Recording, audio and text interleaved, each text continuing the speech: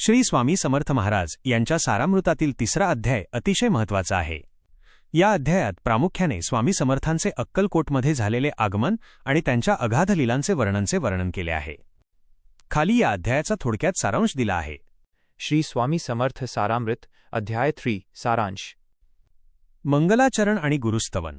अध्यायाची सुरुवात स्वामींच्या चरणांना वंदन करून होते. ग्रंथकार विष्णुसूत ब्रह्मानंद स्वामींच्या अफाट महिमेचे वर्णन करतात. 2. अक्कलकोट प्रवेश. स्वामी समर्थ फिरत फिरत सोलापूर जिल्ह्यातील अक्कलकोट नगरीत आले. जेव्हा ते पहिल्यांदा तिथे आले तेव्हा ते एका खंडोबाच्या मंदिराजवळ असलेल्या वडाच्या झाडाखाली बसले होते. त्यांचे तेज पाहून लोक थक्क झाले. 3. स्वामींची बाललीला आणि वृत्ती. स्वामींचे वागणे एखाद्या लहान मुलासारखे बालवृत्ती होते. कधी ते शांत बसत तर कधी विलक्षण विनोद करत. त्यांची भाषा कधीकधी सामान्यांना समजत नसे, पण त्यात मोठा अर्थ दडलेला असे. 4. पहिली भेट आणि चमत्कार. अक्कलकोटमध्ये चोळप्पा नावाचे एक निष्पाप भाविक होते.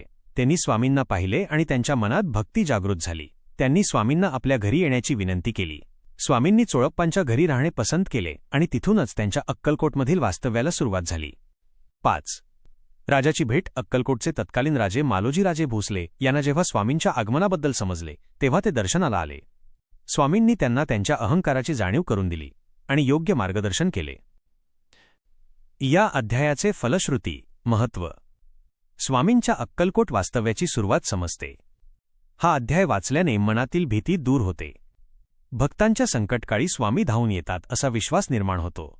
अनन्य भावे शरण जाता स्वामी रक्षिती सर्वथा.